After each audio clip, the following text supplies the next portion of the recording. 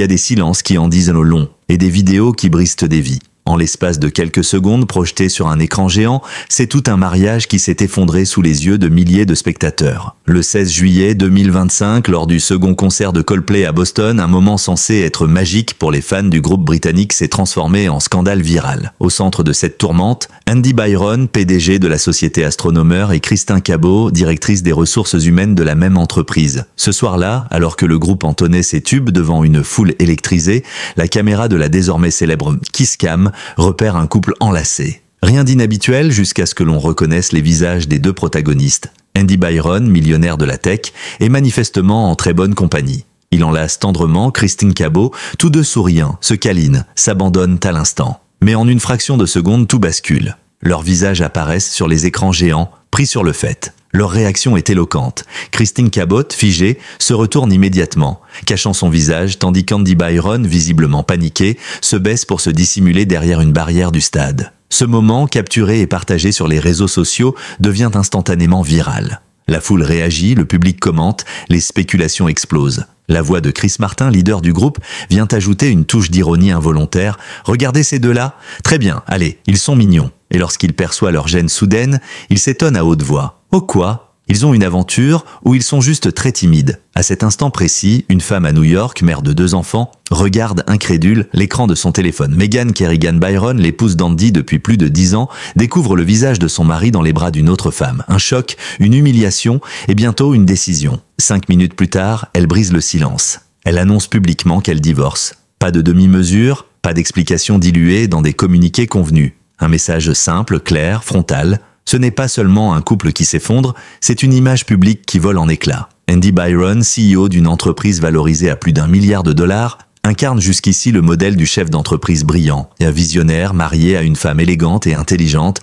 père aimant. Christine Cabot, elle aussi, jouit d'une réputation solide dans le monde des ressources humaines. Mais, en quelques secondes, le voile se déchire. Les réseaux sociaux s'enflamment. Des internautes ressortent des archives, scrutent les moindres détails. Sur le profil LinkedIn de Christine Cabot, certains remarquent qu'elle est enregistrée sous le nom de Christine Cabot Torby, laissant entendre qu'elle est également mariée. Un adultère de part et d'autre, les spéculations vont bon train. Certains dénoncent, d'autres défendent. Mais une chose est sûre, l'image publique d'Andy Byron est entachée. Et Megan Kerrigan Byron refuse d'attendre que l'orage passe. Ce que beaucoup saluent, c'est la rapidité et la fermeté avec laquelle Megan agit. Elle ne pleure pas en silence, elle ne compose pas avec l'infidélité. Elle prend la parole et ce faisant, elle donne une leçon de dignité. Dans un monde où les figures publiques sont souvent tentées de laver leur linge sale à huis clos, elle choisit la franchise. Ce n'est pas seulement un acte de rupture, c'est un acte de courage. Dans les heures qui suivent, les messages de soutien affluent. Des femmes, des hommes, des inconnus, des personnalités, tous saluent son sang-froid, sa dignité, son refus d'être complice d'un mensonge. Certains rappellent aussi qu'Andy Byron, malgré son statut de PDG, est tenu aux mêmes exigences de respect et de loyauté que n'importe quel individu. Mais au-delà du scandale conjugal, une autre question se pose. Que se passe-t-il dans l'entreprise Astronomer, dirigée par un homme qui s'affiche en public avec l'une de ses collaboratrices dans un contexte aussi intime? La relation entre Andy Byron et Christine Cabot n'est plus seulement une affaire privée. Elle pourrait avoir des conséquences juridiques et éthiques au sein même de l'entreprise. Ainsi commence une affaire qui va bien au-delà d'un simple écart de conduite. C'est l'histoire d'un empire menacé, d'une femme trahie qui refuse de se taire et d'une image de réussite qui se fissure à la lumière crue des projecteurs. Quand Megan Kerrigan Byron a décidé de prendre la parole, ce n'était pas seulement pour annoncer une séparation, c'était pour reprendre le contrôle d'un récit qui lui échappait, pour redresser la tête face à une tempête médiatique qui aurait pu l'écraser. Son message, court mais incisif, est apparu sur ses réseaux sociaux à peine quelques minutes après la diffusion virale de la scène au concert de Coldplay. Pas de larmes en public, pas de demi-teinte, elle a annoncé son divorce. Immédiatement, le ton n'était pas celui d'une femme anéantie, mais celui d'une femme lucide. Elle n'avait pas besoin de longues phrases, l'image avait parlé, elle aussi. Et son silence de ces dernières années, face à l'exposition grandissante de son mari, devenait, tout à coup, le symbole d'un effacement non consenti. En une déclaration, elle s'est réapproprié son nom, son intégrité et surtout, sa liberté. Les internautes, les médias, les commentateurs professionnels et anonymes n'ont pas tardé à la hisser au rang d'icône involontaire de la dignité moderne. Tandis qu'Andy Byron disparaissait du paysage médiatique, Megan devenait le point de ralliement d'une communauté blessée. celles et ceux qui ont vécu la trahison, le mépris et qui en ont tiré de la force. Ce que beaucoup ont relevé dans sa réaction, c'est l'absence de haine. Elle n'a pas insulté, elle n'a pas accusé nommément. Elle a dit « Je pars, je ne tolère pas, je me respecte ». Car avant d'être une épouse trompée, Meghan est une femme brillante. Issue d'un parcours universitaire prestigieux, elle avait mis sa carrière entre parenthèses pour accompagner Andy dans l'ascension fulgurante de son entreprise. Ensemble, ils avaient su bâtir une image, celle du couple new-yorkais modèle, de la famille parfaite dans un appartement design de Manhattan, avec 2 jeunes garçons scolarisés dans des écoles privées réputées. Derrière les apparences, il y avait les efforts, les compromis, les sacrifices. Et soudain, tout cela s'effondre pour une étreinte capturée sur un écran de stade. Ce que la presse commence à documenter, c'est aussi la manière dont Meghan avait été évincée peu à peu du récit public autour de son mari. Moins présente lors des événements officiels, absente des interviews ou des remerciements lors des levées de fonds spectaculaires d'astronomie, elle était devenue, malgré elle, une figure secondaire dans un monde qu'elle avait contribué à bâtir. Et le scandale du 16 juillet n'a fait qu'exposer ce que beaucoup soupçonnèrent déjà, que l'équilibre du couple était rompu depuis longtemps, mais que la trahison publique en a été le coup de grâce.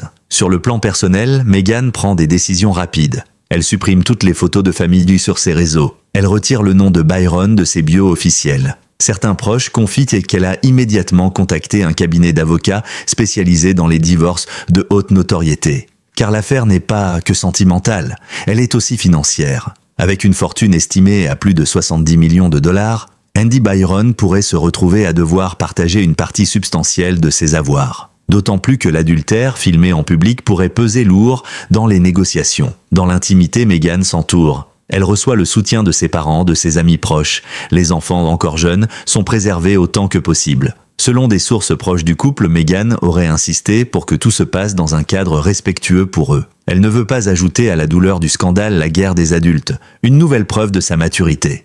Mais cette tempête est aussi une libération. Pour la première fois depuis longtemps, Meghan se montre seule dans les rues de New York, sans maquillage, souriante, sans alliance. Elle est photographiée en train de déjeuner avec une amie dans un café de Brooklyn. Une posture simple mais symbolique, elle avance. Elle tourne la page, elle ne demande pas qu'on l'admire, mais elle montre qu'il est possible de se relever. Ce que révèle ce chapitre de sa vie, c'est que derrière chaque figure publique, il y a une part invisible, souvent négligée. Meghan Kerrigan Byron devient, malgré elle, une voix pour toutes les femmes mises de côté, trahies en silence, ou éclipsées par la réussite tapageuse de leur partenaire. Et sans crier vengeance, elle impose sa présence. Alors que Meghan Kerrigan Byron fait preuve d'une résilience admirée, l'affaire prend une tournure plus complexe dans les hautes sphères du monde technologique. Car Andy Byron n'est pas seulement un mari infidèle surpris par une caméra, il est aussi, ou plutôt il était, l'image publique d'un secteur de pointe, celui de la data, de l'innovation, de la conquête algorithmique. PDG d'Astronomer, une entreprise valorisée à plus d'1 milliard de dollars, il incarnait jusqu'à présent le visage lisse et dynamique de la Silicon Valley version côte Est. Mais aujourd'hui, son empire chancelle. L'image, si soignée, si calibrée, vole en éclats. Et avec elle, c'est toute la réputation d'une entreprise qui vacille. La question n'est plus seulement morale ou familiale, elle devient éthique, juridique, financière. Car Kristin Cabot, la femme qu'on voit enlacée dans la vidéo virale, n'est pas une inconnue. Elle est la directrice des ressources humaines d'Astronomie. Autrement dit, elle occupe une position de pouvoir, en lien direct avec la gestion des conflits internes, du harcèlement, des promotions. Et voilà qu'elle se retrouve exposée dans une relation intime avec son supérieur hiérarchique. Dans n'importe quelle entreprise, une telle situation soulèverait des interrogations. Mais dans une licorne technologique de cette ampleur, les enjeux sont démultipliés. Très vite, les actionnaires demandent des comptes, des employés s'inquiètent. Des anciens collaborateurs témoignent anonymement, certains dénoncent une ambiance opaque, d'autres évoquent une relation qui n'aurait rien de neuf, mais que tout le monde feignait d'ignorer. Les avocats s'activent. Le service de communication d'Astronomer publie un communiqué neutre. L'entreprise prend au sérieux toute situation susceptible d'affecter son intégrité et ses valeurs. Une enquête interne a été ouverte. Mais dans les couloirs feutrés, les tensions sont palpables. Andy Byron ne se rend plus à son bureau. Kristin Cabot a, quant à elle, désactivé ses réseaux professionnels. Le flou s'installe. Et avec lui, la panique. Meghan, en parallèle, reste silencieuse sur cet aspect de l'affaire. Mais certains de ses proches, à demi-mot, laissent entendre qu'elle n'est pas surprise par les révélations, qu'elle soupçonnait depuis longtemps une relation ambiguë entre son mari et sa collaboratrice. Ce que la vidéo a changé, c'est la visibilité, l'irréfutable, l'humiliation publique. Le scandale ne repose pas sur des rumeurs, mais sur des images diffusées à l'échelle mondiale. Dans les médias économiques, les chroniques se multiplient. Comment une telle entreprise a-t-elle pu laisser un lien aussi personnel se développer au cœur même de sa structure dirigeante? Quel garde-fou manquait? Et surtout, que révèle cette affaire sur la culture d'entreprise d'astronomeurs? Au-delà du cas Byron, c'est toute une réflexion qui émerge sur les dérives de certaines startups où la frontière entre vie privée et responsabilité professionnelle devient floue. Quand les fondateurs deviennent des stars, quand les RH deviennent des partenaires informels, que reste-t-il de la rigueur nécessaire à un bon fonctionnement? Plusieurs experts rappellent que de nombreuses affaires de ce type ont émergé ces dernières années, souvent avec les mêmes symptômes, culte de la personnalité, absence de structure claire, copinage et inévitablement déraillement. Mais ici, ce qui choque davantage encore, c'est le contexte.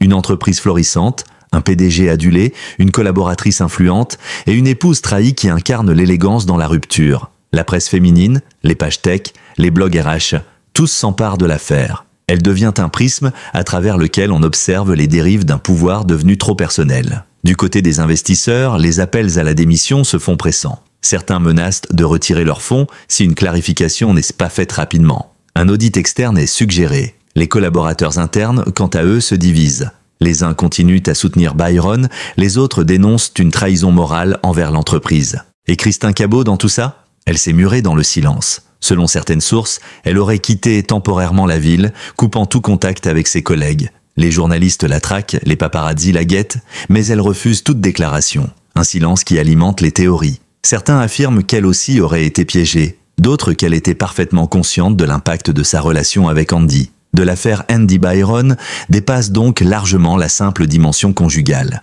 Il met en lumière les fragilités d'un modèle d'entreprise trop centré sur les individus et pas assez sur l'éthique. Il révèle les conséquences, parfois dévastatrices, de la confusion entre admiration professionnelle et attachement personnel. Et surtout, il montre qu'au sommet de la réussite, il suffit parfois d'un écran géant pour tout faire s'effondrer. Derrière les projecteurs, derrière les titres sensationnels et les images devenues virales, il y a une réalité plus intime, plus silencieuse, mais infiniment plus douloureuse, celle d'une famille brisée. Car au-delà d'Andy Byron, du scandale, de l'entreprise et de l'humiliation publique, il y a 2 enfants. 2 jeunes garçons qui, en l'espace de quelques jours, ont vu l'image de leur père s'effondrer et leur monde se fissurer. Meghan Kerrigan, Byron, consciente de cette réalité, fait tout pour les protéger. Dès les premières heures suivant la révélation, elle les retire de leurs activités publiques habituelles.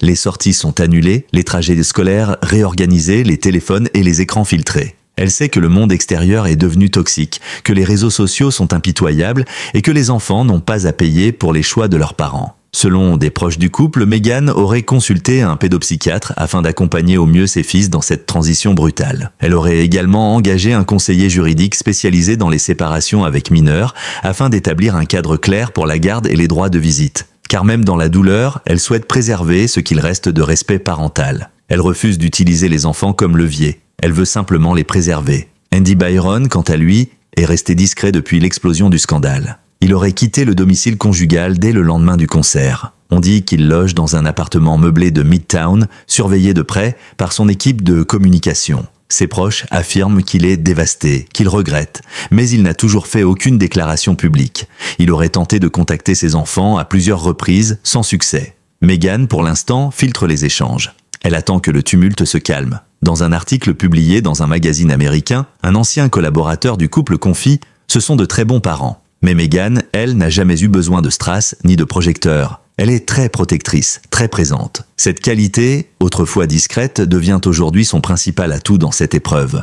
Les enseignants des enfants ont eux aussi été informés de la situation. Ils ont reçu des consignes pour adapter leur comportement, surveiller les réactions en classe et éviter toute allusion malheureuse à la situation. Car les enfants ne vivent pas seulement un choc personnel, ils sont aussi confrontés à un monde scolaire où l'information circule vite, parfois sans filtre. À New York, les paparazzis s'accumulent devant les établissements privés, dans l'espoir de capturer une image, un mot, un moment. Meghan, excédée mais déterminée, a renforcé la sécurité autour de ses enfants. Elle n'hésite pas à interpeller directement certains photographes « Mon mari a fait des choix, pas eux ». Cette phrase, reprise dans plusieurs médias, devient le symbole de son combat, séparer le tumulte public de la sphère privée. Elle ne veut pas que ses fils deviennent des victimes collatérales d'un homme qui a brisé leur modèle familial par égoïsme ou inconscience. Mais malgré ses efforts, la douleur affleure. Meghan, d'ordinaire si discrète, laisse parfois apparaître une fragilité nouvelle. Un regard perdu, sur une photo prise à la volée, une main crispée sur celle de son fils. Une posture fermée face à l'objectif. Derrière la force qu'elle affiche, il y a aussi la peine d'une femme blessée dans son amour, dans sa confiance, dans sa famille. Des amis du couple racontent également que les enfants étaient très proches de leur père, que les week-ends étaient souvent passés à Central Park, que les parties d'échecs en famille étaient des fréquentes. Ils ne comprennent pas encore l'ampleur du scandale. Mais ils sentent que quelque chose s'est brisé, que papa ne dort plus à la maison, que maman pleure parfois en cachette. Pour eux, les semaines à venir seront décisives. Car au-delà de la séparation, il y a une reconstruction. Meghan le sait, elle veut éviter que cette histoire ne devienne une cicatrice inguérissable. Elle veut montrer à ses enfants qu'on peut tomber, mais aussi se relever. Avec dignité, avec calme, avec courage. Le divorce en lui-même s'annonce rapide, mais délicat. Les avocats des deux parties auraient entamé des négociations discrètes. La fortune d'Andy Byron, estimée à 70 millions de dollars, pourrait être partagée selon un accord confidentiel. Mais au fond, l'enjeu n'est pas là. Pour Meghan, la vraie victoire, ce sera de reconstruire un cocon où ses fils pourront grandir sans honte, sans colère, sans peur. Car dans cette affaire, il ne s'agit plus seulement d'un scandale de plus. Il s'agit d'une femme qui protège, d'une mère qui se bat, d'enfants à qui l'on doit la paix, et de la nécessité, urgente, de faire la différence entre justice médiatique et justice émotionnelle. Tandis que la tourmente médiatique continue de s'agiter autour du nom d'Andy Byron, un autre récit, plus discret mais infiniment plus inspirant, commence à s'écrire, celui de Meghan Kerrigan Byron. Si les premières heures ont été marquées par le choc, la douleur et la rupture, ce 5e chapitre révèle une femme qui transforme la trahison en moteur de renouveau. Dès les jours qui ont suivi l'annonce du divorce, Meghan a pris les devants pour réorganiser sa vie. Elle s'est entourée d'une équipe juridique aguerrie, mais aussi de conseillers financiers et personnels. Elle ne veut pas seulement se sortir de cette crise, elle veut en sortir plus forte, plus libre, plus consciente de ses priorités. Le luxe, les apparences, les obligations de façade, très peu pour elle désormais. Selon plusieurs sources proches, Meghan aurait commencé à travailler sur un projet qui lui tient à cœur depuis plusieurs années, la création d'une fondation dédiée à l'accompagnement des femmes victimes de trahison conjugale en contexte professionnel. L'idée est née d'une observation simple. Trop souvent, les femmes de dirigeants sont les grandes oubliées des scandales qui éclatent. Elles sont exposées, jugées, mais rarement écoutées. Meghan veut offrir un lieu de parole, un espace de reconquête de soi. Cette volonté d'agir prend racine dans son parcours. Fille d'un avocat réputé et d'une éditrice engagée, Meghan a grandi dans un univers où la parole avait un poids. Elle a étudié à Columbia puis travaillé dans le secteur culturel avant de faire le choix de se consacrer à sa famille.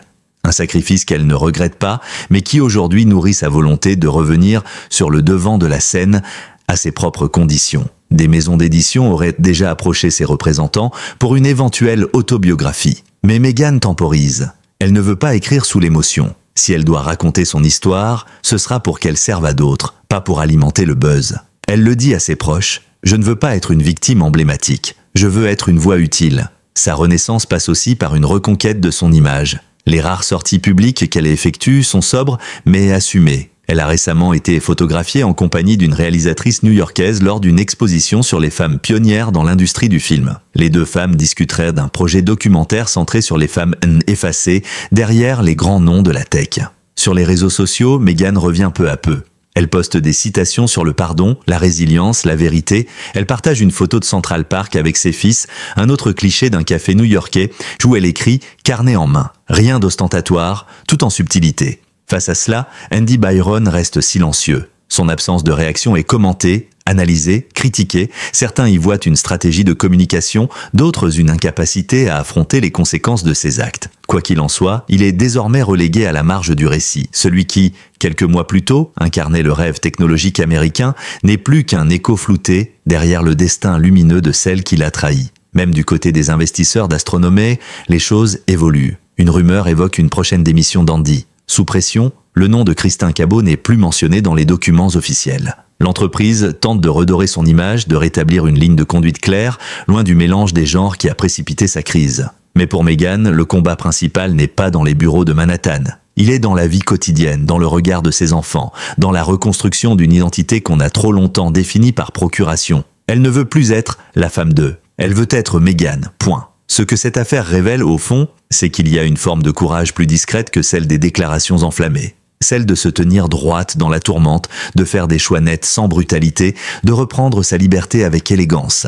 Meghan Kerrigan Byron n'a pas seulement rompu avec son mari, elle a rompu avec une époque, un modèle, une posture. Elle est devenue, malgré elle, un symbole de dignité dans le chaos. Et pour beaucoup, une preuve vivante qu'après la trahison, il n'y a pas que des ruines. Il peut aussi y avoir des fondations nouvelles, plus solides, plus vraies. Une renaissance. Merci d'avoir suivi cette histoire bouleversante jusqu'au bout. Si le courage de Meghan Kerrigan Byron vous a touché, n'hésitez pas à partager vos impressions dans les commentaires. Que pensez-vous de sa décision, de son sang-froid, de sa reconstruction après une trahison aussi publique? Votre voix compte. Abonnez-vous dès maintenant à notre chaîne pour ne rien manquer de nos prochaines vidéos sur les célébrités, les affaires qui secouent à l'actualité et les récits de résilience qui inspirent. Un simple clic et vous serez informé en avant-première. Laissez un j'aime si vous soutenez Meghan dans son combat et restons connectés pour découvrir ensemble d'autres parcours marquants. Merci pour votre fidélité et à très vite pour une nouvelle vidéo pleine d'émotions, d'analyses et de vérité.